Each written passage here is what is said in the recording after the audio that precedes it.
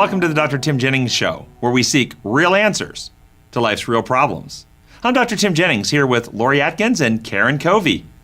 And today we're going to be exploring the top 10 reasons not to get married. And I'm going to start off, Dr. Jennings, by asking, what made you come up with this list? Well, years of psychiatric practice and seeing so many people come to my office in a very, let's say, just miserable state because of a dysfunctional marriage.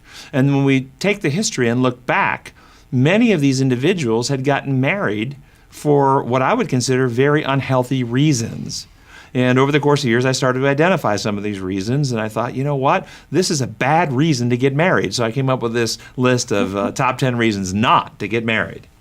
Why don't you start, Lori? Well, let's start with number 10. The 10th most popular reason not to get married is because all of your friends are also getting married. And I know I've experienced, there is a time in life, early to mid-20s, end of college, when it just seems like people are pairing off. You've got a closet full. I had a closet full of bridesmaids dresses, just one after the other. Constantly always being the bridesmaid, never the bride. Yes. Has anybody heard that saying before? Yes. Is there pressure? Lots. Fear. So young ladies, did you ever feel kind of pressure at that age? Like, everybody's getting married, I'm going to lose my chance? Yes. I think girls feel it more than boys. What do you think? I think that's true. Or yet ladies more than men? And then there's the idea that you're getting out of school, you're getting out of this environment where you're, it's replete with young, controlled environment, educated men, and like you're probably the most likely to find your peer in that environment. Your odds are going to go down. Right. So there's this fear begins, and so I want people to understand. For this motive, what happens with this motive? All my friends are getting married. Maybe if that's a fact. Mm-hmm. If that's your, it's a fact. They're getting married. I'm not married yet. These are just two facts. And then interpretations begin happening. I'm losing my opportunity. Mm-hmm. The train of life is passing me by. The window is closing. Yeah. And then that incites what emotion? Fear. Insecurity. Okay? Yeah. And what does fear drive one to do? Does that enhance love? No, it doesn't. It enhances desperation and makes one more self-concerned and self-referenced, and thus this type of a drive towards a relationship ultimately is not the best reason to get married. People will then, because they develop this fear, and the fear is, it's the worst thing to not get married. The worst thing in the world. The thing I'm afraid of the most is to be single. Being alone, probably. Being alone, right? And what many of my patients who have gotten married for this reason come to realize is that it's actually better to be alone than to be married to the wrong person. Mm-hmm. But they didn't know that with this. This motive cheated them from that wisdom. And so to help people say, no, it's just because your friends are getting married is not a good reason to get married. This may be one of the purposes that we can serve in a community of believers, is to teach young men, young women, that there are worse things than being alone, and that one can not only survive, but be happy and thrive in a solitary life in a way that you can actually be more useful for God's purpose in some situations. And I think that's true in, we have maybe a worldwide audience watching. That's very true in a Western society. Yeah. And historically, it was harder for women. If they didn't find a husband, they had no real rights in society. They had no income. They had no station. They couldn't vote. They couldn't own property. The husbands owned everything. And so I think today, this is very true. But maybe there was a historical layover in the psyche of people because of those, I think, mistreatment of women. Right. And there are certain societies today that's still going on. But for the Western society, this is a really bad reason to get married. But can't that aspect be revelatory to the person? I think in our society, there's lots of people who can't stand to be alone. They can't stand to be alone with their own thoughts. They don't want silence. There's always devices, there's news feeds, there's things always going on, so people don't have to be alone. So you're adding a new reason now. Maybe we should, I don't know if it's even on my list. I didn't review them before we started the program, but the loneliness. Get married so I won't be lonely. That kind of plays off of this one and the next one, this I won't be lonely. And that's, again, a terrible reason. Yeah. And many of my patients who are married because they don't want to be alone, they actually marry out of fear again. They marry out of a sense of desperation. I give this metaphor and why it's so critical to not marry for this reason. Imagine you're diving and you get your leg trapped under something and you're stuck underwater and your oxygen tank is running out. And somebody that was on the boat with you, and prior to you diving, you saw this person that were kind of, you thought they were slovenly and gross and they were chewing tobacco and they were kind of disgusting. And that person comes over as you're running out of air and they offer to buddy breathe with you. What do? Take it. You take it, okay? Because you have a need. You need oxygen. Yeah. Now, a year later, you're in a dive shop somewhere, you're looking around for a new regulator. That same person comes in, they pick up a regulator and they stick it in their mouth. They go, oh, this feels pretty good, try it. Now what do? No, you thanks. don't put it in your mouth. See, the first scenario, you have a need. Yeah. I need, I'm desperate. And when we have a need, we lose discrimination. We lose discernment. Yeah. But when we have a want, I want something, but I don't need it. Then we can actually be differential and say, well, no thanks. I'm not going to latch on to you. Yeah. So this desperation of loneliness leads to a neediness approach to relationships that can often then lead to people grabbing onto just anybody that comes along just so they won't be alone. But those relationships almost always are dysfunctional. I'm taking the next one. Go for it. Because you're getting older. Let's say number 9. Okay. Because you're getting older. This idea that, again, after college, the chances of you meeting someone, I know that my older brothers are quick to tell me that my chances of finding a mate I'm more likely to get struck by lightning. There's all kinds of statistics like that. And because, again, these things that we've already built upon, the idea of fear of loneliness, fear of being alone. And I think this one impacts women more than men too, because of the Because biological men will- clock and the very that's real true. time constraints. And not only the biological clock for having children, Yeah. but I think in some ways it's looked upon a little bit more in an accepting way for an older man to marry a younger right. Very woman much so, than yeah. for an older woman to marry a younger man. No doubt. That's kind of looked at a little bit stranger, isn't it? Well, Yeah. we all have stories about that. At my hairdresser appointment on Friday, I met a 42-year-old woman married to a 22-year-old man. Wow. And they had a 2-year-old, so I was doing the math, and she had to have met him when he was 18, and at that time she was 38, and Interesting. didn't seem dysfunctional, but I Go girl. cougar, she's a cougar. So just because you're getting older, though, that goes, I think, plays back into the loneliness one. I don't want to No die doubt. alone type Yes. thing. And so, again, it's a bad reason to get married. But the biological clock, I think you mentioned that. So for those of us who didn't have children, that's another story. But if you're desiring children, what's to keep them from going on Snap or the Tinder or the different websites that are offering matches to help expedite that process, because I don't have the time. Okay, so what you just described is a completely different thing. Going on one of these sites to find somebody isn't getting married because you're getting older.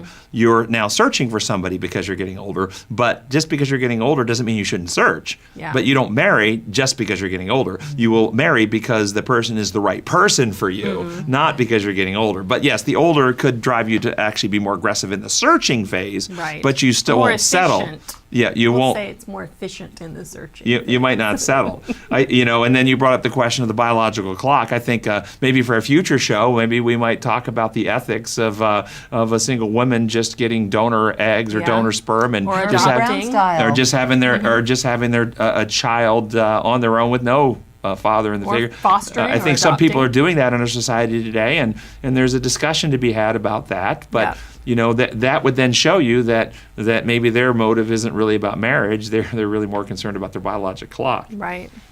Okay, number 8 is, what about to advance your career? Maybe there's a financial incentive or a way to move up.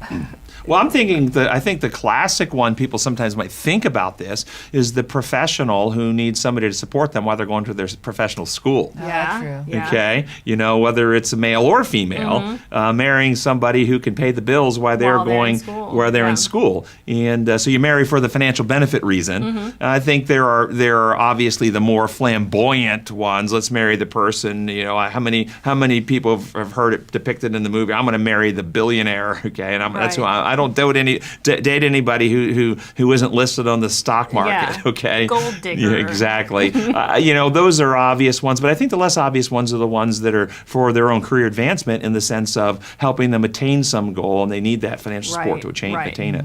And that's a bad reason again to get married, in my view.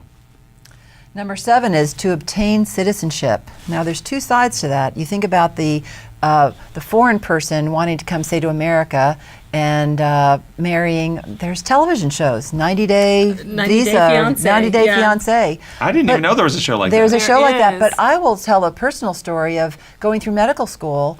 I had a friend who offered to be one that got married because he got $10,000 for it, and that was a real help when he was in medical school. He got $10,000 for what? For marrying someone, a foreign person. They paid him to marry them. Oh, the foreign person paid them. Yes, for or green some card institution, but privileges. for the privileges. I see, but that So there's two sides. It helps the foreign person to immigrate, and the it medical can be a student need the money financial- for med school. Yes. So marrying to get the money, and interesting. And what do you think about those motives for being married? It's like not wholesome. no, I mean you can see those marriages that you just described. $10,000 to help me through med school. Married, so I'll give you the $10,000 so I can come in and get a visa and get citizenship. And then as soon as those two goals, I'm graduated med school. I've got my citizenship. What's likely to happen to that relationship? So this is not actually what marriage is. No. These things are then this type of description, marrying for citizenship, is an exploitation And a of the transaction. linkage between the union of two people in what we would call a marriage committed, other-centered Right. relationship. We've linked that in our society with legal privileges and legal rights, and because we've done that and given legal consequence to how the society functions, then people can exploit the marriage relationship to try to get the legal benefits. Yeah. And I think we recognize that that's really not the best way to go. It's certainly not best for a relationship. And those people, they may go, it makes perfect sense because it really isn't about the relationship. It's about what I can get legally. Yeah. Okay? Well, that's sad for them. I'm telling people who are actually looking for a long-term, other-centered, loving, nurturing relationship, you're likely not to get it by marrying somebody Right. for $10,000 or in order to obtain citizenship.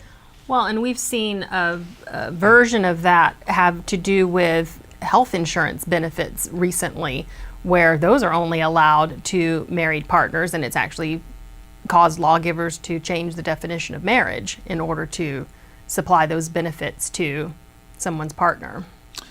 Yes, and so those are elements of the same process Exactly. ongoing. The sixth one on our list is to improve finances, and this isn't the same we talked about a moment ago. I have a lot of women, and this may be more along why maybe some people stay in dysfunctional marriages, but they stay because I can't afford the rent, I can't afford to buy the food, I can't afford to buy the health care for my kids, and so they stay in these very dysfunctional relationships because of the finances. They just can't afford to have the same lifestyle they would have if they weren't in these relationships. And I say again, there's a price you're paying psychologically, emotionally, and relationally to stay in these dysfunctions, even though you're getting a financial benefit from it. We've got 5 more to go on our list, and we'll be back to pick up those 5 other reasons not to be married after this.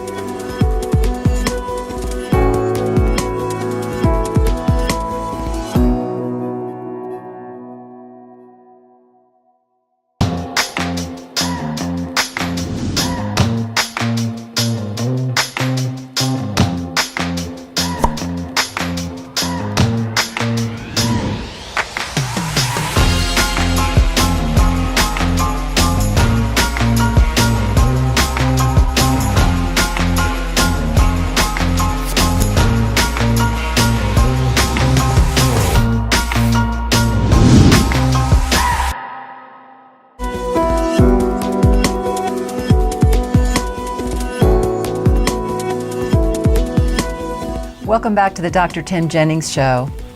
We're on number 5 of the top 10 reasons why not to get married. Number 5 is to run away or to escape a bad home. How's that for a good reason to get married? Well, it's a really bad reason to get married. Now, let's be honest. There are a lot of dysfunctional homes. Yeah. There's a lot of young people growing up in homes that are actually unpleasant, harmful, injurious, damaging, abusive even, and they need to get out of those homes. But to marry somebody as the means of escape is usually not a bad idea for a couple of reasons. One, healthy relationships require healthy people. Right. And if you are coming out of a traumatic childhood abusive home, you're wounded. Yeah. You have a lot of emotional scars, emotional baggage, a lot of wounds. Regardless of how wonderful the person is, and we're going to come to that question in just a moment, you're wounded. Mm-hmm. This relationship is almost certainly not going to start out on a healthy foundation. If not, in other words, you have nothing to give. Yeah. You're needy. You have some work That's to right. do. So you're needy. You need to be so yes, healthy relationship. So getting out of the home and healing yourself first puts you in a position where you can pursue. Second, who finds these very wounded and broken people attractive? The mature and healthy? No. Or the ones who have their own issues? Yeah. And so the person who's going to find you attractive and want to marry you when you're so broken and so wounded and haven't done your healing yet is almost certainly going to have their own big pile of wounds and baggage that they're bringing to the equation. And these relationships almost always end up dysfunctional and conflictual, but very, very emotionally intense. Yeah. Okay, very emotionally intense. And so if you need to get out of a bad home, seek another mechanism rather than simply, and this plays into the Cinderella dream. Mm-hmm. You know, Cinderella mistreated by the stepmother and rescued by the prince. And this plays into the dream. I found my Prince Charming, and they go down that fantasy, but reality will bear in, and suddenly the bubble bursts, and they're in this horrible circumstance where they're often being mistreated just as bad in their marriage relationship as they were in their home. Their family. And number 4, I think, is closely related. And number 4 reason is to feel accepted, loved, or wanted. And like you said, folks coming out of a dysfunctional family relationships are almost always looking for some acceptance, some love that they were not getting in their family environment. So let's be real. A desire in our hearts to be loved is normal. Innate. It is not pathological to want to be loved. It's not pathological to want to connect, to want to have a relationship, to bond with somebody. This is, in my understanding, a God-given desire. He built us, constructed us for relationships, to love and be loved. So that desire is a healthy desire. Right. However, when it comes to predominate without your good judgment, without your reason, without your evaluating the qualifications and the abilities of the person that you're in to engage in a relationship, without doing some honest introspection of yourself, preparing yourself, dealing with your own self first before seeking a relationship, then these relationships are often going to again be dysfunctional. I remember at a time in my life, I had these in my own life, I had this real desire. I really wanted to find my life partner, and I remember praying, Lord, and I went through this process, and Lord, help me find the right one. Help me find the right one. Help me find. And then one day, it dawned on me, and I actually started to pray, Lord, help me become the right one for whomever the right one is. And within a month, I found the woman that is now my wife. Interesting. So I had to come to a certain maturity. Instead of all about me, help me find the right one that's going to make me happy, help me become the right one that can be a mature person for that person. And then that was a hurdle I needed to get over for me personally to be ready. And so I think this is an important thing for people to do. Yes, it's normal to feel loved. Don't feel bad because you want to feel accepted, but work on developing yourself so you're able to give love. You're able to be there for that other person, not always just needing someone to be there for you. Number 3, I would think in your practice maybe you've had to deal with this issue. People would be getting married because of a pregnancy, unexpected out-of-wedlock pregnancy. Now, this issue is not as common today as it was 20 years ago, or 30, or 40, or 50. Birth control. Shotgun wedding. Now, not just with birth control, because of the acceptance of single motherhood in society. 20, 30, 40, 50 years ago, a woman who got pregnant was absolutely Scarlet letter. There was so much social stigma. She was rejected. She had often families would turn on them. So there was Send them away. There was a huge burden. The fact that and within the churches too. The fact that churches have rallied around single moms and have come to support single moms. That there's less of a stigmatization upon it than there used to be. So less people are actually feeling the pressure. Back in the day when I put this on the list was a few years back. I've had patients come to me, and they're in these dysfunctional marriages. They hate their spouse. The spouse hates them. They've been in marriage for 20 years. And why did they get married? Well, because, they were dating and they had sex. And within the first few months of the dating experience, they got pregnant. And they were so, stressed and upset about it, they just got married to kind of cover up the pregnancy. Yeah. Felt like they had no choice. Felt like they had no choice. And sometimes, and people need to understand this dynamic, some of the cases I've dealt with, in the history, the couple actually loved each other in the beginning. They cared for each other. They were attracted to each other. They were actually looking to the possibility this might be the one I want to marry. And they crossed that sexual line. They got pregnant. And then because of the pregnancy, they wanted to move the relationship to one day be ready to get married, but they weren't ready yet. And so because of the pregnancy, they married now when they weren't yet ready or prepared to get married. And they resented each other for having to get married. And that resentment poisoned each of their hearts, and they came to hate each other over the years. And so this sense, and this is a violation of what I call the law of liberty. Right. Love only grows in an atmosphere of freedom. If you feel coerced, if you feel pressured, sometimes that pressure can be from a person, sometimes that coercion can be from a circumstance. In this case, they felt pressured by their circumstance to marry when neither one of them really were ready and doing it freely. They felt they had to or else. There was a pressure on them. And when that coercion comes, it leads to a diminishment of love and an incitement of rebellion. They were both wanting to rebel and get out now. But they didn't because of the pressures, and so it really led to staleness in their hearts. And they suffered for many years because of that. So getting married because of a pregnancy is not a healthy reason to get married. It doesn't mean that when a pregnancy comes up you can't go and get married, but it doesn't need to be because of the pregnancy. Right. Okay, so I'm guessing reason number 2 happens predominantly in maybe strict homes, strictly religious homes, but a reason not to get married is just so that you are able to have sex. Yes, and again, I think with our societal changes, with the way that sex is becoming kind of casual for many people, which is not a healthy thing at all. But many people historically raised in certain fundamental belief systems, you can't have sex outside of marriage, and so there have been people that have come to see me that got married because they just wanted to have sex. And they weren't permitted. It wasn't legal. They feel guilty. It was bad to have sex if you weren't married, so they got married to have sex. Well, you know what? That is not a good reason to get married. Imagine that. Imagine Not a that. good foundation. Honestly, it would be better to have sex with somebody you're not married to than to just marry a person to have sex.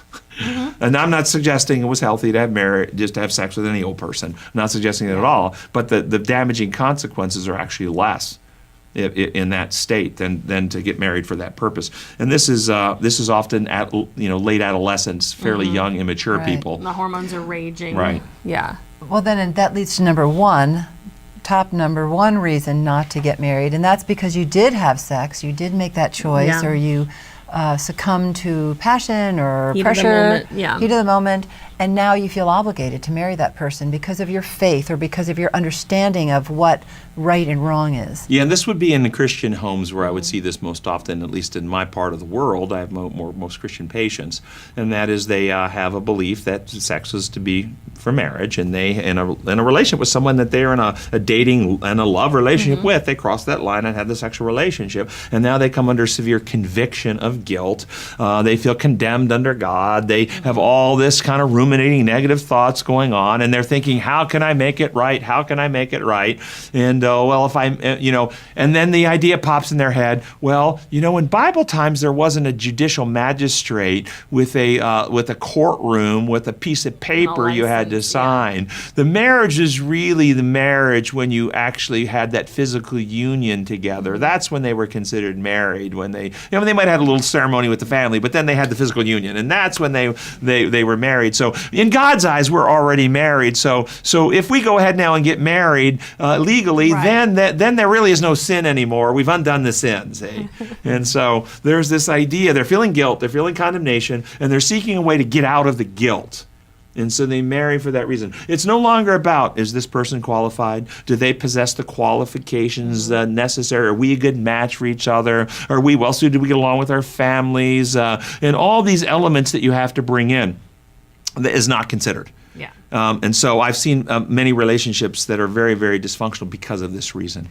Well, getting back to design that we've talked about before, the design law, why was it designed then that sex was designed for marriage? In other words, is there a a consequence, I should say, to sex outside of marriage? Well, so those are two different separate questions. The question in the marriage is when you have sex within a loving marriage relationship, you have neurochemical changes in your brain where your reward circuits will change. And the person that you love and have sex, your reward circuits will upregulate, and that person will get you a bigger dopamine release with bigger euphoria, bigger positive reward with the person that you're bonded, and you bond to them. Yeah. Than other people. And so having sex outside of marriage, if it's a love relationship and you really care about them, you can have that bonding experience with them, but they're not necessarily the one that is right for you. And so now the thought of that relationship ending feels much more painful, much more agonizing, feels like you're losing part of yourself. And so it's often people will stay in a relationship that they would have ended